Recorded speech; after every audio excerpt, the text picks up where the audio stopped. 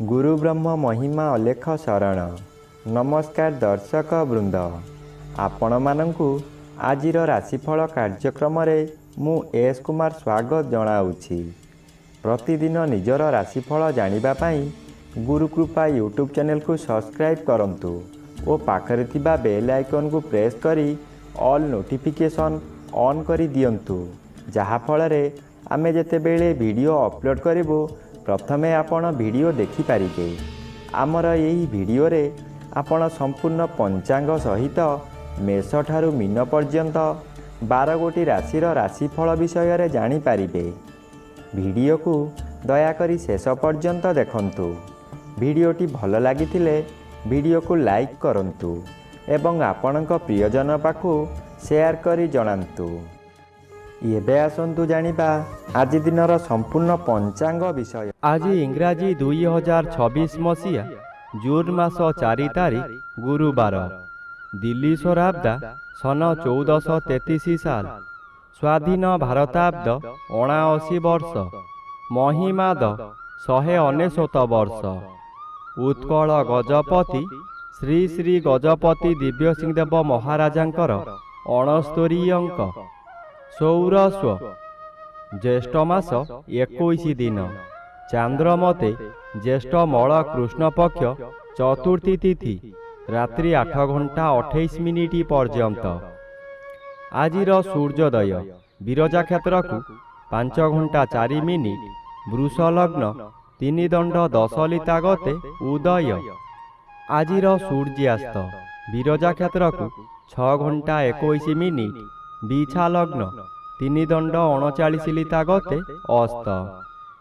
आज धनुचंद्र प्रातः 5 घंटा 22 मिनिट पर्यंत, एहा परे मकर चंद्र उत्तराषाढ़ा नक्षत्र रात्रि 12 घंटा 57 मिनिट पर्यंत। आज जन्मित शिशुर धनु राशि क्षत्रिय वर्ण नरगण प्रातः 5 घंटा 22 मिनिट गते मकर राशि शूद्र वर्ण नरगण एवं रात्रि 12 घंटा 57 मिनिट गते देवगण। आज मृत व्यक्तिर रात्रि 12 घंटा 57 मिनिट मध्य एक पाद पुष्कर दोष। निषिद्ध खाद्य आज मूला भोजन निषेध अटे।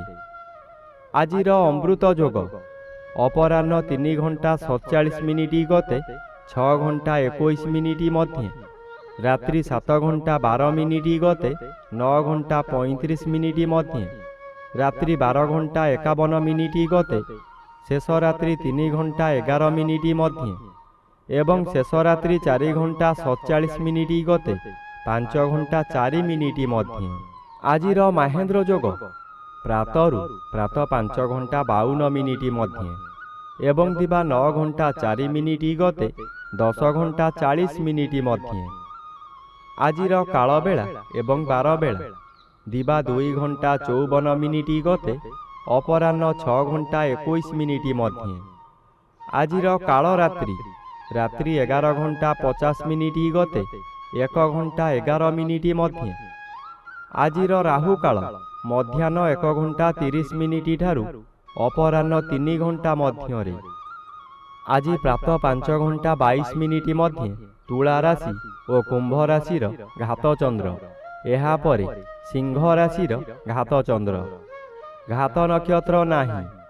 रात्रि 8 घंटा 28 मिनिट मध्य वृष राशि और कुंभ राशिर घात तिथि, तुला राशि और कुंभ राशिर घात 12। प्रिय बंधुगण, एबे आसंतु जानिबा मेष ठारू मीन पर्यंत 12 गोटी राशिर राशिफल विषय। राशिचक्रर प्रथम राशि मेष राशि। आज मेष राशि जन्मित व्यक्ति मानक सकाशे दशम चंद्र बाधा प्राप्त अछंती, अशुभ फल प्रदान करिवे। आज आपण कर्म क्षेत्र रे असफल होई अपमानित हेबे। उपरिस्थ ऑफिसरक निकटरे काम करि न पारिबारु काम हाथ छड़ा होई जाई पारे। सहकर्मी माने आपणको परिहास करिवे, आपण दुखरे भांगी पड़िबे। आज आपण जहा चाहिबे ताहा करि पारिबे नाही। एही समय रे सतर्क भावे काम करिबा ओ धैर्य रखिबा आवश्यक। ଏବେ ଆସନ୍ତୁ ଜାଣିବା ରାଶିଚକ୍ରର ଦ୍ୱିତୀୟ ରାଶି ବୃଷ ରାଶି ବିଷୟରେ।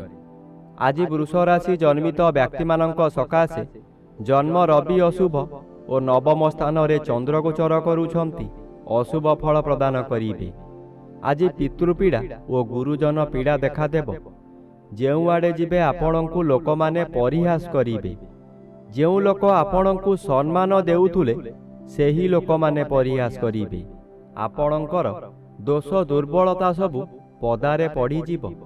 ଘୋର ଅପମାନରେ ଜର୍ଜରିତ ହୋଇ ଆପଣଙ୍କର ମଥା ବିଚଳିତ ହୋଇଯିବ। ଏବେ ଆସନ୍ତୁ ଜାଣିବା ରାଶିଚକ୍ରର ତୃତୀୟ ରାଶି ମିଥୁନ ରାଶି ବିଷୟରେ। ଆଜି ମିଥୁନ ରାଶି ଜନ୍ମିତ ବ୍ୟକ୍ତିମାନଙ୍କ ସକାଶେ ଅଷ୍ଟମ ସ୍ଥାନରେ ଚନ୍ଦ୍ର ଗୋଚର କରୁଥିବାରୁ ଅତି ଅଶୁଭ ଫଳ ପ୍ରଦାନ କରିବେ। ଏହି ସମୟରେ ଆପଣ ଯେଉଁ ସ୍ଥାନକୁ ଯିବେ ସେଠାରେ କଳହ ହେବ। ବିଭିନ୍ନ ପ୍ରକାର କ୍ଷତି ହୋଇ ଆପଣଙ୍କର ମଥା ବିଚଳିତ ହୋଇଯିବ। ରାସ୍ତାରେ ଯିବା ସମୟରେ ଆପଣ ଅନ୍ୟମନସ୍କ ହୋଇପାରନ୍ତି। ସାବଧାନ ନ ରହିଲେ ଯାନବାହନ ଦୁର୍ଘଟଣାକୁ ଏଡ଼ାଇ ଦେଇ ହେବ ନାହିଁ। ଏହି ସମୟରେ ଆପଣଙ୍କୁ ଗରମ ଜ୍ୱର ମଧ୍ୟ ହୋଇପାରେ। ଏବେ ଆସନ୍ତୁ ଜାଣିବା ରାଶିଚକ୍ରର ଚତୁର୍ଥ ରାଶି କର୍କଟ ରାଶି ବିଷୟରେ। ଆଜି କର୍କଟ ରାଶି ଜନ୍ମିତ ବ୍ୟକ୍ତିମାନଙ୍କ ସକାଶେ ଏକାଦଶ ସ୍ଥାନରେ ରବି ଓ ସପ୍ତମ ସ୍ଥାନରେ ଚନ୍ଦ୍ର ଗୋଚର କରୁଥିବାରୁ ଆପଣଙ୍କର ପ୍ରତ୍ୟେକ ଦିଗରୁ ଶୁଭ ଫଳ ମିଳିବ। ଏହି ସମୟରେ ଚାକିରି ନ ପାଉଥିବା ବ୍ୟକ୍ତି ଚାକିରି ପାଇପାରନ୍ତି। ଚାକିରି କରୁଥିବା ବ୍ୟକ୍ତିମାନଙ୍କର ପଦୋନ୍ନତି ହୋଇପାରେ। ବ୍ୟବସାୟ କରୁଥିବା ବ୍ୟକ୍ତି ଅଧିକ ବ୍ୟବସାୟକୁ ବୃଦ୍ଧି କରିପାରନ୍ତି। ଉତ୍ତମ ରୂପେ ବ୍ୟବସାୟ ଚାଲିବ। ଆଶାଠାରୁ ଅଧିକ ଲାଭ କରିବେ। ଆଜି ପରିବାରକୁ ନୂତନ ବନ୍ଧୁ ଆସିପାରନ୍ତି। ଏବେ ଆସନ୍ତୁ ଜାଣିବା ରାଶିଚକ୍ରର ପଞ୍ଚମ ରାଶି ସିଂହ ରାଶି ବିଷୟରେ। ଆଜି ସିଂହ ରାଶି ଜନ୍ମିତ ବ୍ୟକ୍ତିମାନଙ୍କ ସକାଶେ ଘାତଚନ୍ଦ୍ର ଭୋଗ ହେଉଥିବାରୁ ଆଜି ସାବଧାନ ରହିବା ଆବଶ୍ୟକ। ଆଜି ଆପଣଙ୍କର ମଥା ଘୁରାଇ ଦେବ। ଗରମ ଜ୍ୱର ମଧ୍ୟ ହୋଇପାରେ। ଆଜି ଆପଣ ଟିକେ ଟିକେ କଥାରେ ରାଗିଯାଇ ନିଜର ବହୁ କ୍ଷତି କରି ପକାଇବେ।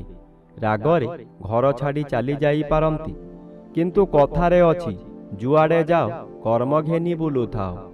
ଘର ଛାଡ଼ି ଯିବା ଦ୍ୱାରା ନିଜର ବହୁ କ୍ଷତି ସହିବେ। ଆପଣଙ୍କର ବ୍ୟବସାୟ ମାନ୍ଦା ହୋଇଯିବ। ଏବେ ଆସନ୍ତୁ ଜାଣିବା ରାଶିଚକ୍ରର ଷଷ୍ଠ ରାଶି କନ୍ୟା ରାଶି ବିଷୟରେ।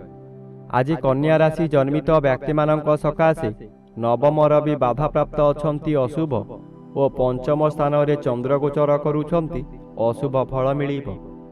ଆଜି ଆପଣଙ୍କର ହଠାତ୍ ସ୍ୱାସ୍ଥ୍ୟହାନି ହେବ। କୌଣସି ଗୋଟାଏ କାମ କରିବାର ସମୟ ନିର୍ଦ୍ଧାରିତ ହୋଇସାରିଥିବ, କିନ୍ତୁ ଆପଣଙ୍କ ଶରୀର ଅସୁସ୍ଥ ହେବା କାରଣରୁ ଆପଣ କଥା ଦେଇ କଥା ରଖିପାରିବେ ନାହିଁ। ମନରେ ଦୁଃଖ ଯନ୍ତ୍ରଣା ଭୋଗିବେ। ମନରେ ଦୁଶ୍ଚିନ୍ତା ବଢ଼ିଯିବାରୁ ରୋଗ ମାଡ଼ି ବସିବ। ବହୁ କଷ୍ଟ ଭୋଗିବେ। ଏବେ ଆସନ୍ତୁ ଜାଣିବା ରାଶିଚକ୍ରର ସପ୍ତମ ରାଶି ତୁଳା ରାଶି ବିଷୟରେ। ଆଜି ତୁଳା ରାଶି ଜନ୍ମିତ ବ୍ୟକ୍ତିମାନଙ୍କ ସକାଶେ ଅଷ୍ଟମ ରବି ଅଶୁଭ ଓ ଘାତବାର ଅଶୁଭ କରାଇବ। ଆଜି ଆପଣ ଯେତେ ଚେଷ୍ଟା କଲେ ମଧ୍ୟ ଆପଣଙ୍କୁ କେହି ଭଲ ପାଇବେ ନାହିଁ।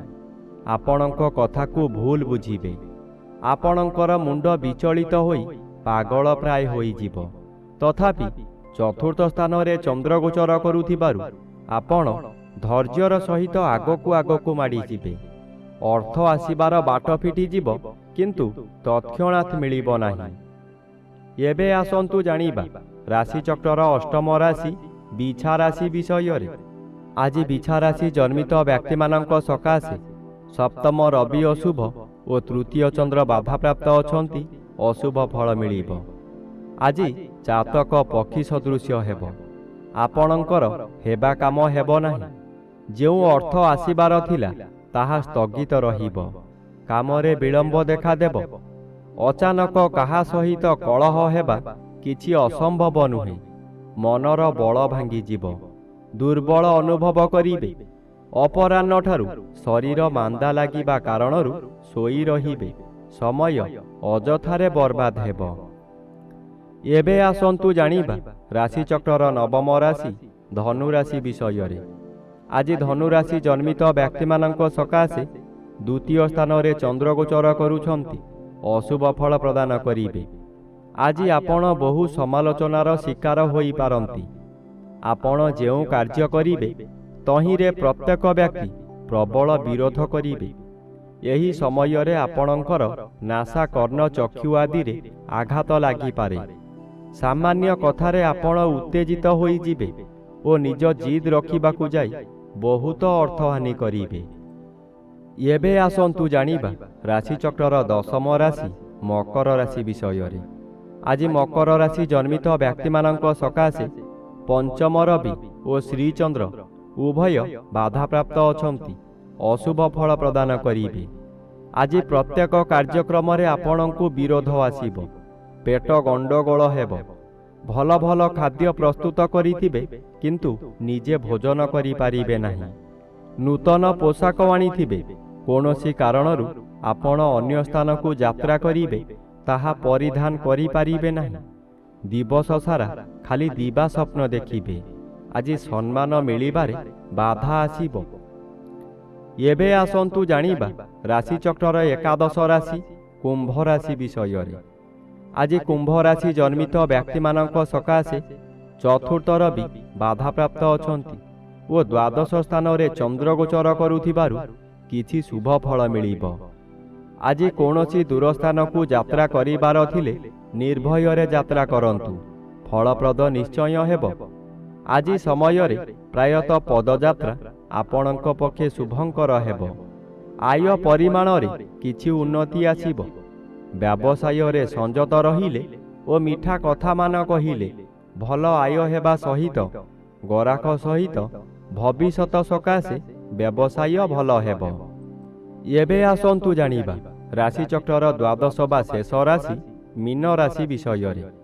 ଆଜି ମୀନ ରାଶି ଜନ୍ମିତ ବ୍ୟକ୍ତିମାନଙ୍କ ସକାଶେ ତୃତୀୟ ସ୍ଥାନରେ ରବି ଓ ଏକାଦଶ ସ୍ଥାନରେ ଚନ୍ଦ୍ରଗୋଚର କରୁଥିବାରୁ ଆପଣଙ୍କୁ ରାଜଯୋଗ ଫଳ ମିଳିବ। ଆପଣ ବହୁଦିନରୁ ଯେଉଁ କାର୍ଯ୍ୟ ସକାଶେ ଅପେକ୍ଷା କରିଥିଲେ ତାହା ଏହି ସମୟରେ ନିଶ୍ଚୟ ପୂରଣ ହେବ। କୌଣସି ଅଫିସରଙ୍କ ସାକ୍ଷାତ ପାଉନଥିଲେ, ଏବେ ତାଙ୍କ ସହିତ ସାକ୍ଷାତ ହେବ। ତାଙ୍କ ସହଯୋଗରେ ଆପଣ ବହୁ ନୂତନ କାମ ପାଇ ଉପକୃତ ହେବେ। ଆଜି ପରିବାର ଆପଣଙ୍କୁ ସପୋର୍ଟ କରିବ।